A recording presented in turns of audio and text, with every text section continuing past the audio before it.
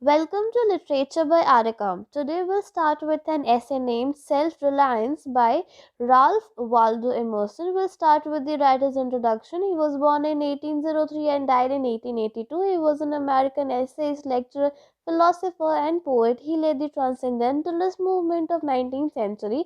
He is the first American literary figure to broaden the domestic audience for a classic Asian and Middle Eastern works.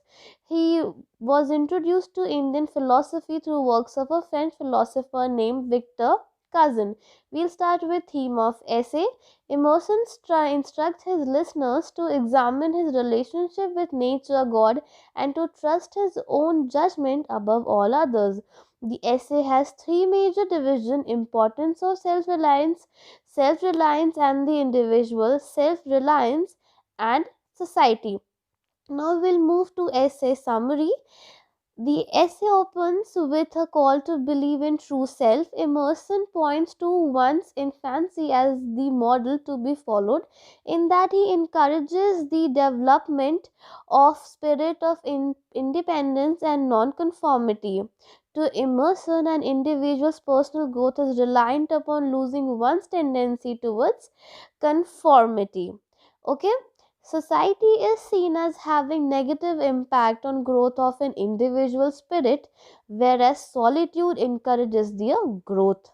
Emerson is being factious here from his point that it is inherent moral sentiment which is what leads a person to self-sufficiency, which cannot stem from devil.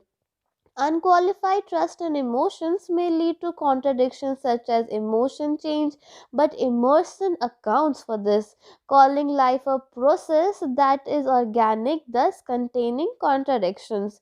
An individual guided by intuition or instinct is following the universal spirit. That's how Emerson is trying really hard for each one of us to understand the conformity and self reliance.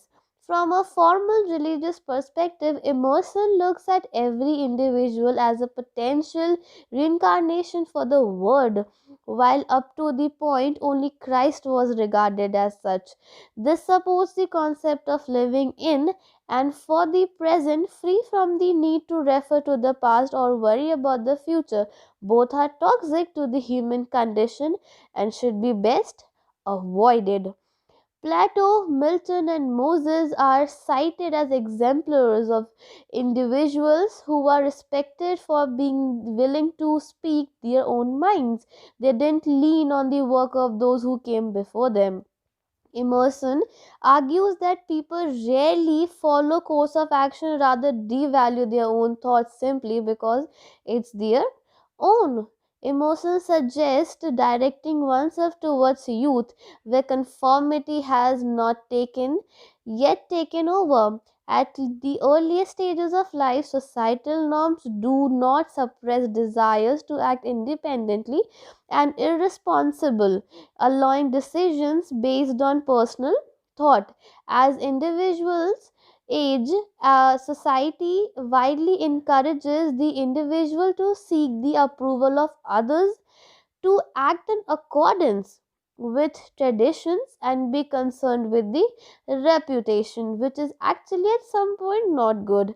The essayist is not calling for rebellion, rather a state where the world may see the individual for who he is, and where the individual can concentrate on developing character on his own terms.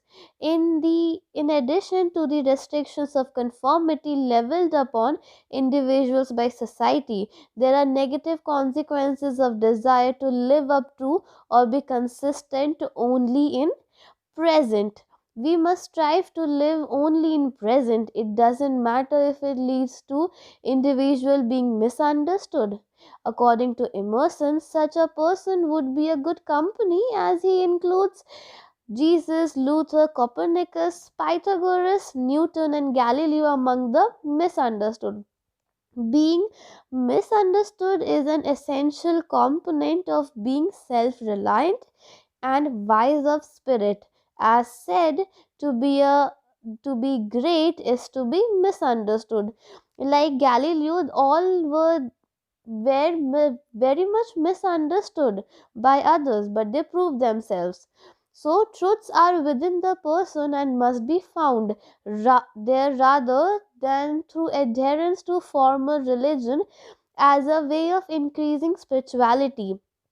Prayer, he feels, should not be an avenue for asking for things, rather, a method of thinking about life and becoming one with God.